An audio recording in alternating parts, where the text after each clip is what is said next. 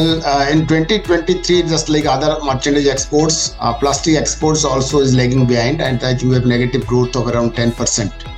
But there is a silver lining that in the month of October, we have only the positive growth of 9.4%.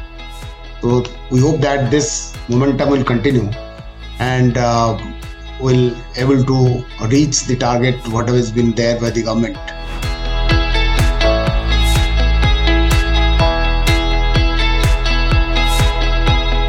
Because these factors are many. In fact, due to the geopolitical situations, that is Russia-Ukraine war, and there is now recent Hamas, and that is Israel.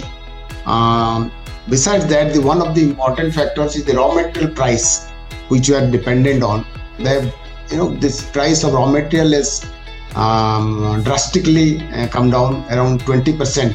20 to 30% down by price terms. So as a result in value terms. So as a result, our exports, because we are importing this, so when the raw material price has come down, so the value-added plastics price, that is finished products prices also come down. That is the reason that our exports is also down.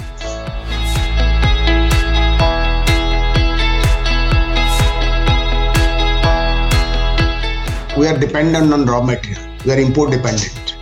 We need to import raw materials, and many raw materials, varieties raw materials which are not been manufactured in India, we need. So that is the lack of supply of raw materials in abundant, which the Indian processing industry wants. Number two is that India is yet to sign an FTA with many countries.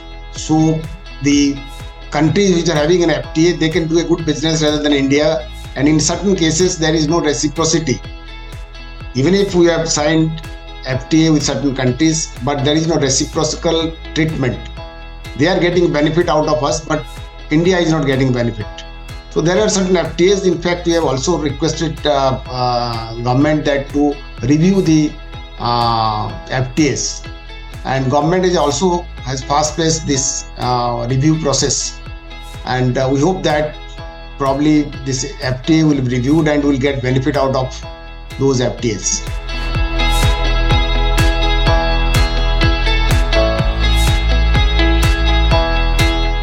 We are exporting around $13 billion in a year, and the global export basket of plastics is almost 1.3 trillion. We are almost 1.1% of the global export basket, and we have huge growth which we anticipate and we envisage.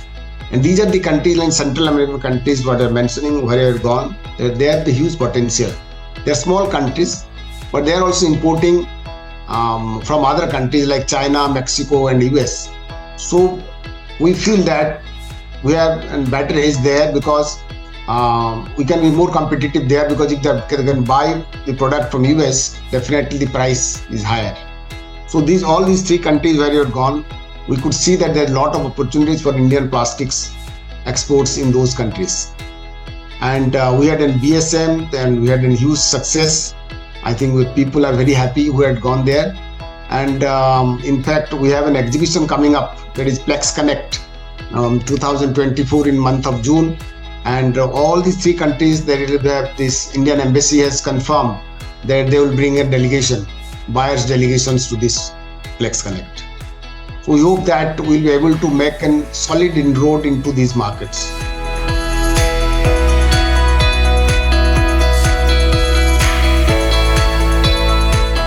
Overall, plus MSMEs are contributing to the national economy, that you are aware of. But however, we are around 90%, in the plastic sector, you will find that around 90% of MSMEs.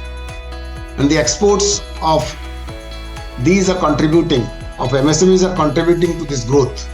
And if you see last 10 years, 5 to 6 years, the growth of plastic exports is going around 20% average, except a couple of years, which last year probably it was a negative growth, and this year also due to the global headwinds and withdrawal of GSP. And as I mentioned, that there are geopolitical situations where we're having a problem, and the major recession in US and Europe. These are the challenges. where we're not able to do it. However, for the last 5-6 years, you'll see before COVID and even immediate after COVID, the growth is almost 20%. And we have fixed a target that we'll be able to reach by 2027, $25 billion. So that is our target, and we'll be able to do it. That is for sure.